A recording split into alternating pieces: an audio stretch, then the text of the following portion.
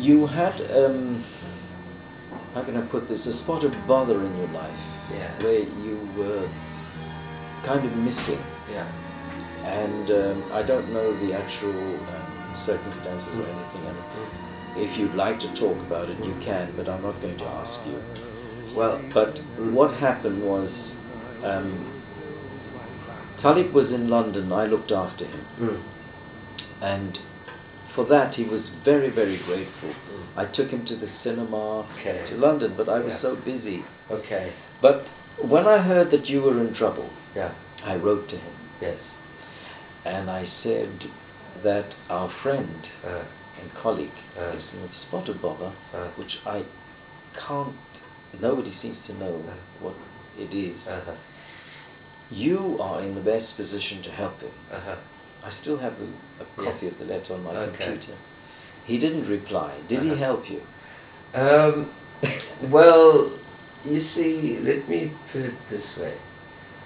I'm curious. Yeah, the bother that I had was a huge bother, and I didn't think that it would work out like that because it was a thievery that went on with the bank and the building society. The bother was that during the transition of the Natal Building Society, and note well the NBS, to the First National Bank, all their bondholders were transferred from the NBS to First National Bank.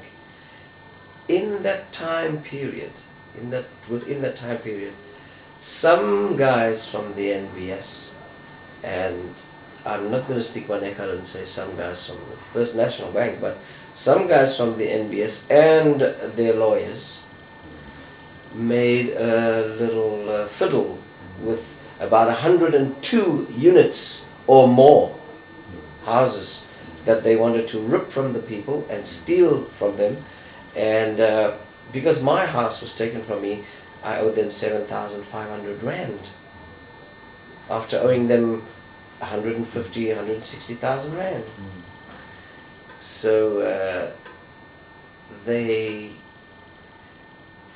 ejected me from the house, you see, because we had paid in 123,000 rand to straighten out my bond. And because, as it was said, I didn't come in to sign on the dotted line for the transfers, that was, but they didn't tell me it was because of that. They just whacked the door and said we didn't pay. Meanwhile, it was paid in Durban. Cape Town didn't have any information on it. Joburg didn't have any information on it. And it was paid in Durban. Cape Town didn't have any information on it, but Johannesburg had all the information. That was the NBS. So anyway, that happened, and I was really put off my track. Totally put off my track. You didn't want to see anybody? I didn't want to see anybody. I didn't want to speak. In fact, the night when that happened, I went and played. I had a gig at the West End, and the newspaper then had gotten hold of. The Cape Argus were the swines, the rubbish, the biggest non-beings on earth. The Cape Argus, the chief of staff then, and his cronies, one patched-faced motherfucker, he was also on there, you know. And if I think about him now, I don't even want to curse him because he's cursed already. So him, supposedly Muslim, that stinker, they came to the club that night to come and see, after their defamation in the newspapers of me, they came to see how far down I'm going to fall tonight. And what was this for? What was it all for? They, listen, you know, some people have got connections in the newspapers, and they can tell newspaper editors what to do. with their staff, where to have them. I'm writing a book about this, so I cannot divulge everything to you, but I'm telling you the bad side as much as I can. So they came to the West End, they saw. But you hadn't crumbled. And the audience, I don't know how many of them read the Argus, but the audience they were like an army of disheveled fans who could very easily have killed those people who were there to lay me down to rest. Those Argus people. I thought it was an English thing where the papers would sort of chase an artist who was sort of built up, and then they. That's exactly what it was. Sort of an English thing. Yes, that's exactly what it was. But let me say this to you: by the same token, I was approached with a couple of $1 million to shut my mouth. I'm still shutting my mouth. But one of these days, that time is up. So you were paid silence? I can accept it, but there are other things happening that satisfies me. But they literally, because they saw their mistake, they saw that the statements that they made was bullshit. And the Argus has a front page story of you.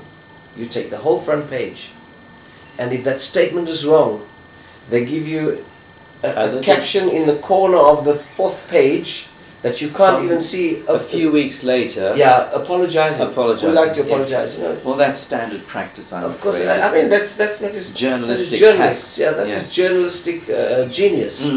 And the more they carry on like that, the more we will find wars, and stuff. It's wonderful the way they create these things. Wars, differences, prejudice, and I mean, they live off bad news. Whenever you're doing good in a place, they're not there. Now, we've been through Taliep, and we've been through. We finished last time on Langford. We were just starting. Now, boy, this was a man, a white man. Yes. 6 foot what? An Englishman. 6'2", 6'3", and built like a big brick shit house. And a man's man. Yes, man. Light heavyweight, blown up heavyweight, pedophile.